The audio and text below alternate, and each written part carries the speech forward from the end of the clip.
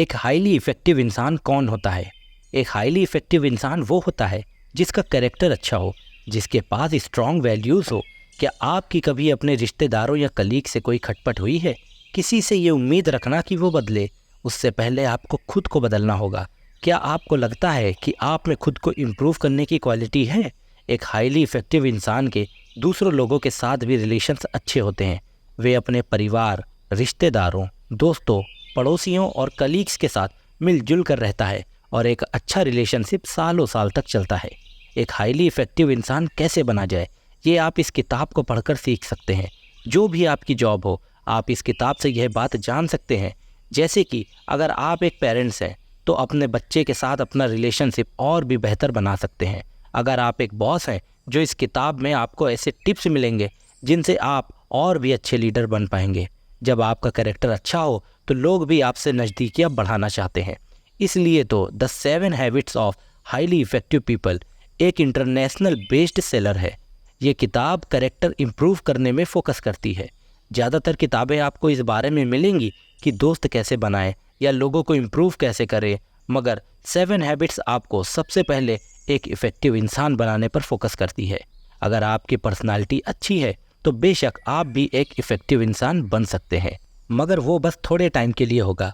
लोगों को जल्द ही पता चल जाएगा कि आपके हर काम के पीछे कोई मतलब, कोई मोटिव है। लेकिन अगर आपका कैरेक्टर अच्छा है तो वो लाइफ टाइम तक आपके साथ रहेगा। आप अपने आसपास के लोगों को इन्फ्लुएंस करते रहेंगे और आपको इसका पता भी नहीं चलेगा। लेकिन याद रखें कि आपको सबसे पहले अपने अंदर से शुरू करना है। तो क्या आप तैयार हैं चेंज होने के लिए? क्या आज आप एक हाईली इफ़ेक्टिव पर्सन बनेंगे? तो शुरू करते हैं। पहली हैबिट है प्रोएक्टिव बने। प्रोएक्टिव बनने का मतलब क्या है? साइकोलॉजिस्ट विक्टर फ्रैंकल कहते हैं, हमारे आसपास जो भी कुछ होता है हम उसे बदल नहीं सकते, लेकिन हम इस पर कैसे रिस्पॉन्ड करें ये हमारे हाथ में है। प्रोएक्टिव होने का मतलब होता है कि दूसरे लोग चाहे जो भी ओपिनियन दे या जैसा भी उनका बिहेवियर हो, हमें उससे अफेक्टेड नहीं होना है। जब लोग हमारे बारे में कुछ बुरा बोलते हैं तो कमी हमारे अंदर नहीं होती, बल्कि उनमें होती है। जो निगेटिव बात वो आपके बारे में बोलते हैं, उनसे उनके खुद के निगेटिव व्यू का पता चलता है कि वे दुनिया को किस नज़र से देखते हैं। प्रोएक्टिव होने का मतलब ये भी है कि आप कभी किसी बुरी सिचुएशन से अफेक्ट ना हो, फिर चाहे मौसम ख़राब हो या ट्रैफिक। लेकिन एक प्रोएक्टिव इंसान को कोई फ़र्क नहीं पड़ेगा। उसकी ज़िंदगी में बुरा वक्त या गरीबी आए, मगर वो हर हाल में खुश रहेगा। एक प्रोएक्टिव इंसान बुरे से बुरे हालात में भी बगैर कोई कंप्लेन किए अपना काम करता रहेगा। प्रोएक्टिव का उल्टा रिएक्टिव होता है, और जो लोग रिएक्टिव होते हैं वे अपने एनवायरनमेंट से बहुत ही जल्दी अफेक्टेड हो जाते हैं। अगर उनके साथ कुछ बुरा होता है तो वे खुद भी निगेटिव बन जाते हैं। एक बार लेखक स्टीफन कोवी जब सैक्रामेंटो में एक लेक्चर दे रहे थे, तब अचानक भीड़ में से एक औरत खड़ी हुई। वो बड़ी एक्साइटेड होकर कुछ बोल रही थी कि तभी उसकी नज़र लोगों पर पड़ी जो उसे घूर रहे थे। लोगों को ऐसे घूरता देखकर वो औरत वापस बैठ गई। अपना लेक्चर ख़त्म करने के बाद स्टीफन कोवी उस औरत के पास गए। उन्हें मालूम पड़ा कि वे औरत दरअसल एक नर्स थी और एक बड़े बीमार पेशेंट की फुल टाइम देखभाल कर रही थी। उसका वो पेशेंट हर टाइम उस पर चिल्लाता रहता था। उसकी नज़र में वो सब कुछ गलत कर रही थी। उसने कभी भी उस नर्स को थैंक यू तक नहीं बोला था। इन सब बातों की वजह से वो औरत बड़ी दुखी रहती थी। वह अपनी जॉब से बिल्कुल भी खुश नहीं थी। उस दिन स्टीफन कोवी के लेक्चर का सब्जेक्ट भी प्रोएक्टिविटी ही था। कोवी एक्सप्लेन कर रहे थे कि अगर तुम एक प्रोएक्टिव हो तो कोई भी चीज़ तुम्हें हर्ट नहीं कर सकती। जब तक आप खुद ना चाहें तब तक आपको कोई दुखी नहीं कर सकता। ये लेक्चर सुनकर वो औरत एक्साइटेड हो गई थी, क्योंकि उसे पता चल गया था कि रिस्पॉन्ड करना या ना करना उसके हाथ में है। उसने कोवी को बताया, मैंने दुखी होना खुद चुना था, मगर अब मुझे रियलाइज़ हो गया कि दुखी या सुखी होना मेरे हाथ में है, लेकिन अब किसी दूसरे इंसान का बिहेवियर मुझे कंट्रोल नहीं कर सकता। एक रिएक्टिव इंसान का मूड टीवी की तरह होता है, जिसका रिमोट कंट्रोल दुनिया के हाथ में है। जब भी कोई चाहेगा वो उस रिएक्टिव इंसान का मूड चेंज कर सकता है। लेकिन एक प्रोएक्टिव इंसान वो है जिसने अपने मूड का रिमोट कंट्रोल अपने पास रखा है। एक प्रोएक्टिव इंसान को कोई फ़र्क नहीं पड़ता कि दूसरा इंसान उसके बारे में क्या सोच रहा है या क्या बोल रहा है। दूसरी हैबिट है begin with the and in mind. आपकी लाइफ की सबसे ज़रूरी चीज़ क्या है? अपने माइंड में एंड को लेकर शुरुआत से हमारा मतलब है कि आपके सारे एक्शन आपकी वैल्यूज़, आपके पर्पस से मैच होने चाहिए। आपका फाइनल गोल, आपका डेस्टिनेशन पता होना चाहिए ताकि आपका हर स्टेप उसी तरफ जाए। हम कई बार बहुत सी प्रॉब्लम फेस करते हैं, हमें आए दिन किसी न किसी चीज़ के लिए कंसर्न होना पड़ता है और लाइफ में इतने चैलेंजेस हैं कि हम कई बार भूल जाते हैं कि हमारे लिए सबसे ज़रूरी चीज़ क्या है। जैसे कि आपको अपने बच्चों का ध्यान रखना पड़ता है, उन्हें हर चीज़ प्रोवाइड करानी पड़ती है, लेकिन इसके लिए आप इतना ज़्यादा हार्ड वर्क करते हैं कि उसके साथ टाइम स्पेंड ही नहीं कर पाते। आप ये भूल जाते हैं कि मटेरियल चीज़ों से ज़्यादा उन्हें आपके प्यार और सपोर्ट की भी ज़रूरत है। अगर आप सच में अपने बच्चों से प्यार करते हैं तो उन्हें हर दिन शो कराएं कि आप उन्हें कितना चाहते हैं। आपकी बातों और आपके एक्शन में उनके लिए प्यार झलकना चाहिए और आपका यही बिहेवियर आपको पेरेंट्स और उन बाकी लोगों के साथ भी होना चाहिए जो आपकी लाइफ में बहुत मायने रखते हैं। Begin with the and in mind से मतलब है ये जानना कि आपके लिए सबसे वैल्यूएबल क्या है। वे आपके अपने लोग हो सकते हैं या फिर आपके प्रिंसिपल जिन पर आपको पूरा यकीन है। अगर आप कुछ ऐसा करते हैं जो आपके प्रिंसिपल से मैच नहीं करता तो आप एक इनइफेक्टिव इंसान बन रहे हैं।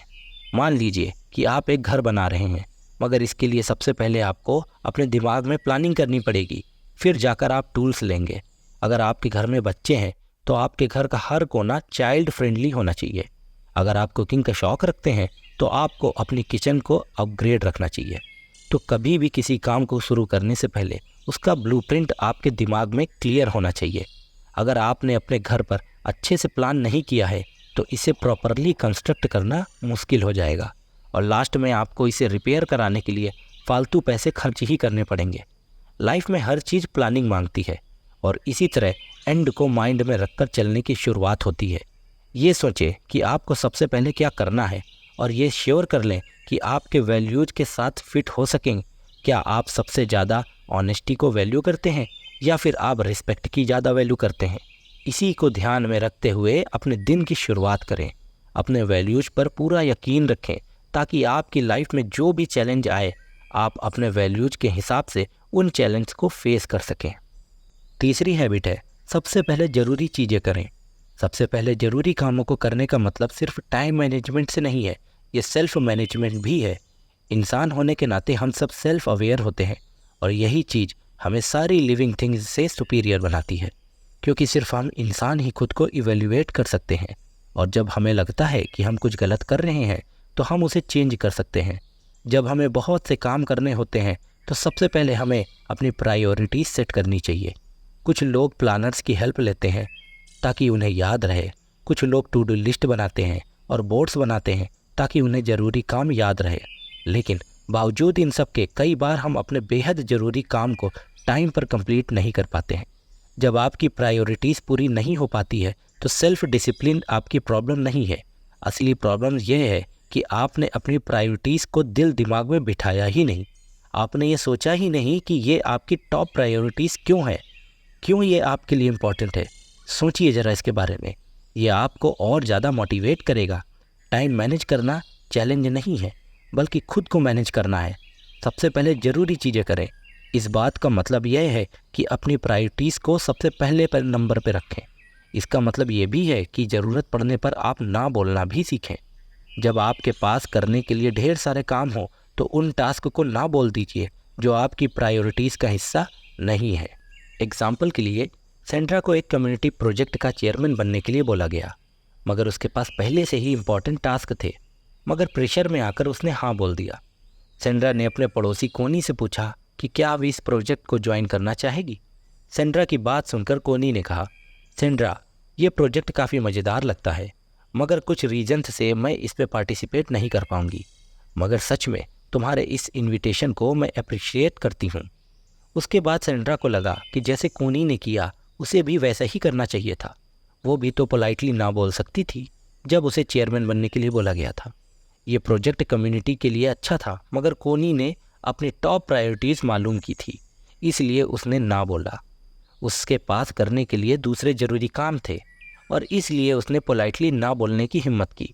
अगर आप अपनी प्रायोरिटीज़ अपने दिल और दिमाग से अच्छे से प्लान कर लेंगे तो आपके लिए बाकी चीज़ों को ना कहना आसान रहेगा और आप अपने ज़रूरी कामों को आसानी से टाइम पर पूरा कर पाएंगे। सेल्फ डिसिप्लिन से ज़्यादा ज़रूरी है आपके पास विल पावर का होना, जिससे आप ज़रूरी कामों को सबसे पहले निपटा सकें। चौथी हैबिट है think win win. Win win एक ऐसा सॉल्यूशन है जो आपको और उन लोगों को जिनसे आप इंटरेक्ट करते हैं काफ़ी बेनिफिट देगा। जब भी आपका अपनी फैमिली और कलीग्स के साथ कोई इश्यू होता है तो आपको उसका कोई सलूशन निकालना ही पड़ता है जिससे सबका भला हो। विन विन बेस्ट सलूशन है। अगर कोई जीतता है और दूसरा हारता है तो इससे एक लंबा और मजबूत रिलेशन नहीं बन पाएगा। इमेजिन करो कि आपका अपने कलीग से डिसएग्रीमेंट हो जाता है तो आपको ये करना है कि जो भी प्रॉब्लम्स है उस पर खुलकर बात करें, उसका कोई ऐसा सलूशन निकालें जो आप दोनों के लिए सही हो, लेकिन अपने कलीग को खुद पर हावी ना होने दे और ना ही आप उस पर हावी हो। आप दोनों का रिश्ता बैलेंस होना चाहिए जिसमें दोनों की जीत हो। इस तरह से आप और आपके कलीग में कोऑपरेशन रहेगा जिससे आप एक टीम की तरह काम कर पाएंगे। एक दूसरे के साथ compete करने से ये कहीं ज़्यादा बेहतर है। अब इमेजिन करें कि आप बॉस हैं और आपका अपने किसी एम्प्लॉय के साथ डिसएग्रीमेंट हो गया है, तो जाहिर सी बात है आपकी ही बात ऊपर रहेगी, क्योंकि आपका एम्प्लॉय अपनी जॉब की वजह से आपके सामने चुप ही रहेगा।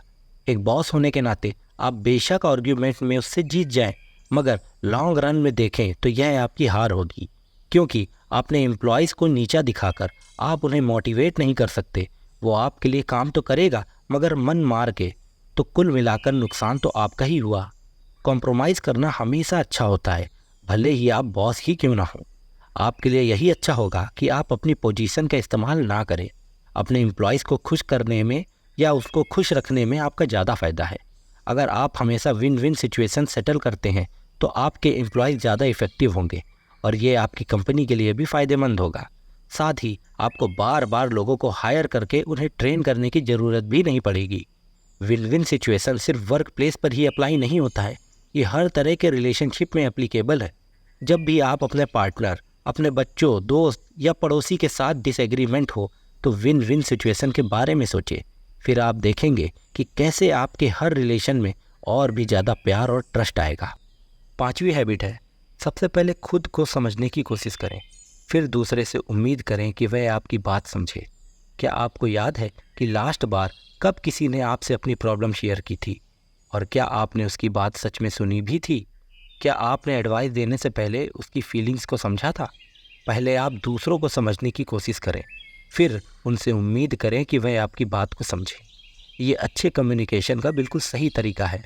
हम अपनी राइटिंग, रीडिंग, स्पीकिंग और लिसनिंग के जरिए कम्युनिकेट करते हैं। बचपन में हमें लिखना, पढ़ना और बोलना सीखने में सालों लगा देते हैं, लेकिन किसी की बात सही ढंग से सुनने के लिए ऐसी कोई ट्रेनिंग नहीं है। किसी के साथ कम्युनिकेट करने का सबसे बेस्ट तरीका ये है कि पहले हम ये समझने की कोशिश करें कि आखिर वह कहना क्या चाहता है।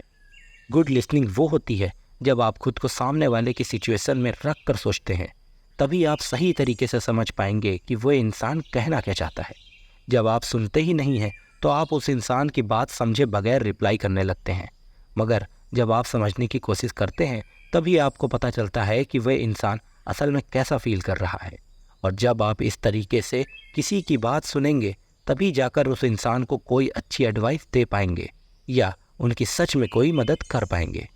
एक बार एक आदमी किसी ऑप्टोमेट्रिस्ट के पास गया। उसको कुछ विजन की प्रॉब्लम हो गई थी। उस आदमी ने ऑप्टोमेट्रिस्ट को बताया कि उसको क्लियरली कुछ दिखाई नहीं दे रहा है।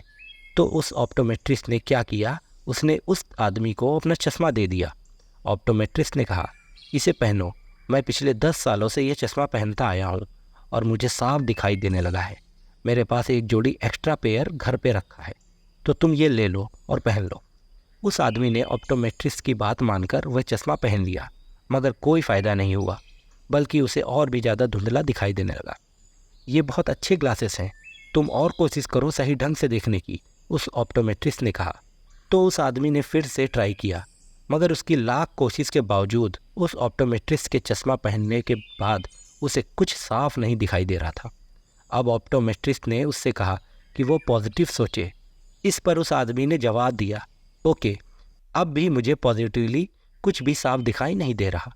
यह बात सुनकर ऑप्टोमेट्रिस्ट अपसेट हो गया, क्योंकि आखिरकार वो तो उस आदमी की बस मदद करना चाहता था। उसे लगा कि शायद वो आदमी झूठ बोल रहा है और अनग्रेटफुल है। हम भी कई बार ठीक इसी तरह उस ऑप्टोमेट्रिस्ट के जैसे ही बिहेव करते हैं। हम यही कहते रहते हैं कि अगर मैं तुम्हारी जगह होता, या मेरी बात मान कर देखो, लेकिन हम कभी भी ये ट्राई नहीं करते कि वह आदमी वाकई में कैसा फील कर रहा है, और इसका रिज़ल्ट ये निकलता है कि वो इंसान हम पर कभी यकीन नहीं करेगा और ना ही कभी दोबारा हमारे पास अपनी प्रॉब्लम्स लेकर आएगा। अगर आप सच में किसी की हेल्प करना चाहते हैं तो सबसे पहले उन्हें समझने की कोशिश करें।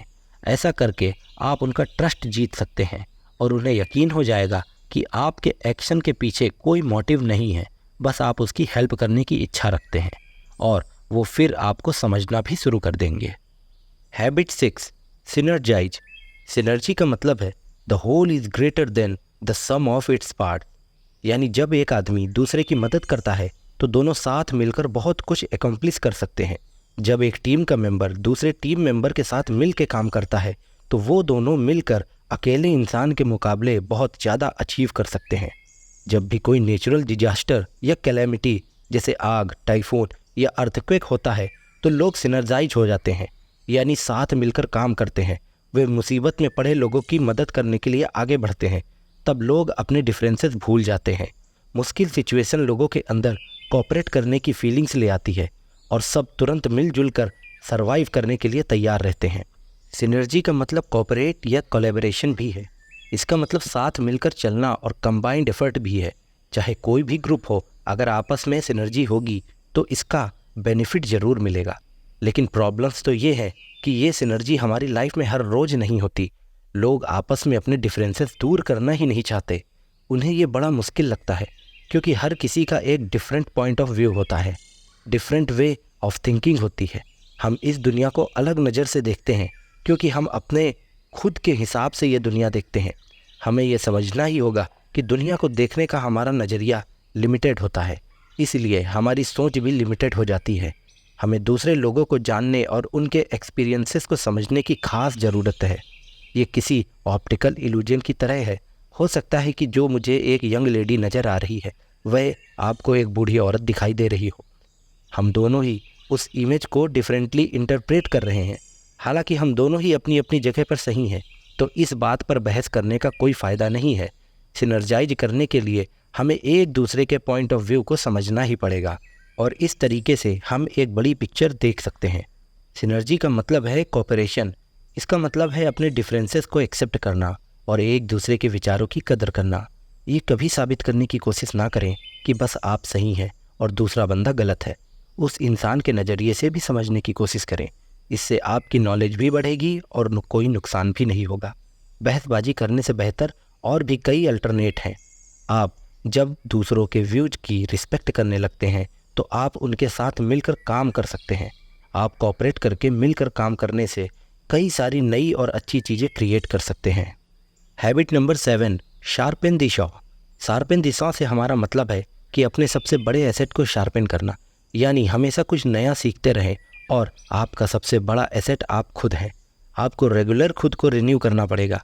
अपनी लाइफ के हर एस्पेक्ट में आपको इम्प्रूव करना पड़ेगा, मतलब फिजिकली, स्पिरिचुअली, मेंटली, सोशली और इमोशनली। आप रेगुलर एक्सरसाइज से खुद को रिन्यू रख सकते हैं। इसके लिए ज़रूरी नहीं कि आप जिम जाएं या फिर महंगे इक्विपमेंट खरीदें। आप घर पे ही सिंपल एक्सरसाइजेस कर सकते हैं। आप रन कर सकते हैं, जॉगिंग कर सकते हैं या फिर रैपिड वॉक ले सकते हैं। अगर आप एक्सरसाइज नहीं करना चाहते हैं तो स्लो तरीके से कोई भी एक्टिविटी कर सकते हैं और फिर आप देखेंगे कि डे बाय डे आपकी बॉडी इम्प्रूव हो रही है। इसी तरह आपको अपनी स्पिरिट को भी रिन्यू करने की ज़रूरत है। ऐसा कई बार होता है जब आप खुद को पूरी तरह से थका हुआ पाते हैं। रोज़मर्रा के चैलेंजेस से हम बेहद थक जाते हैं, तो हमें खुद को इंस्पायर रखने की मदद की बेहद ज़रूरत होती है। और आप प्रेइंग, म्यूज़िक, बुक रीडिंग करके या फिर नेचर के साथ जुड़कर खुद को इंस्पायर कर सकते हैं। ये आप पर डिपेंड करता है कि आपकी स्पिरिट किस तरीके से अच्छा फील करेगी। कभी कभी एक ब्रेक लेना भी बहुत ज़रूरी होता है ताकि आप खुद को टाइम दे सके और अपने बारे में सोच सके। जब हम यंग होते हैं तो हमारा दिमाग खुद ही अपनी एक्सरसाइजेस कर लेता है, लेकिन एक बार स्कूल ख़त्म करने के बाद हम शायद ही कोई बुक पढ़ने का टाइम निकाल पाते हैं या कुछ नया सीखते हैं। लेकिन लर्निंग सिर्फ स्कूल तक ही सीमित नहीं होनी चाहिए। इसके बाद भी हमें खुद को एजुकेट करने के तरीके ढूंढते रहने चाहिए।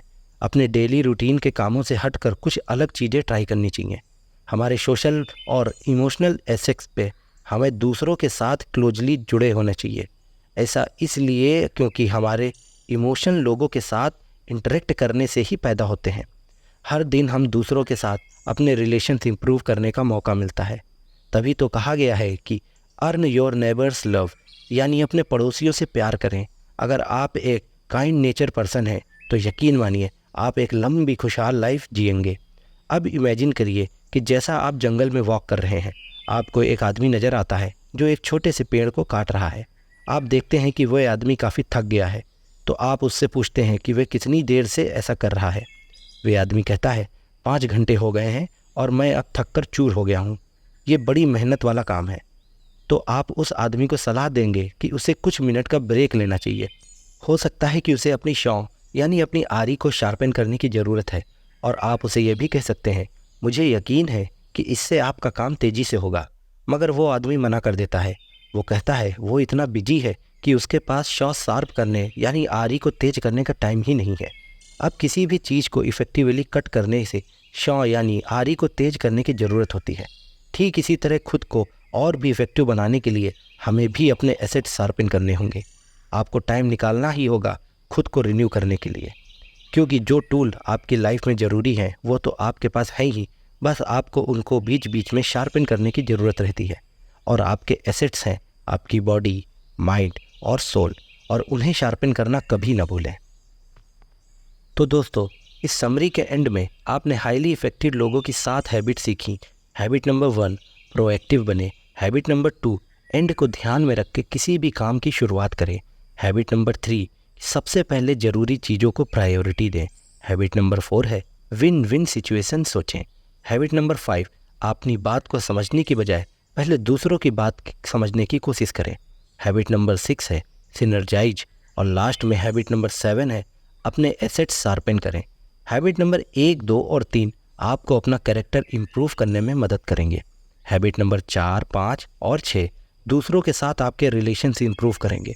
और लास्ट में हैबिट नंबर 7 से आप यानी ये अच्छी क्वालिटी लाइफ टाइम तक मेंटेन करके रख सकते हैं।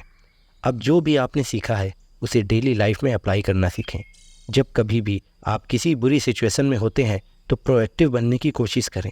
जब भी आपका किसी के साथ कॉन्फ्लिक्ट होता है तो विन विन सिचुएशन चुनें। और जब आप कोई भी चीज़ बार बार करेंगे तो वे आपकी हैबिट बन पाएगा। जैसा कि एरिस्टो ने कहा है, हम वही बनते हैं जो हम बार बार लगातार करते हैं। तो एक्सीलेंस कोई एक्ट नहीं है बल्कि हैबिट से आती है। तो दोस्तों, इसी के साथ ये समरी यहाँ पर समाप्त होती है। आप कमेंट के माध्यम से हमें बता सकते हैं कि ये समरी आपको कैसी लगी। अगर ये वीडियो आप लोगों को पसंद आया तो प्लीज़ वीडियो को लाइक ज़रूर करें, शेयर ज़रूर करें, चैनल को सब्सक्राइब ज़रूर करें। मिलेंगे जल्द ही एक नई वीडियो के साथ में। तब तक के लिए सभी लोगों को धन्यवाद। जय हिंद।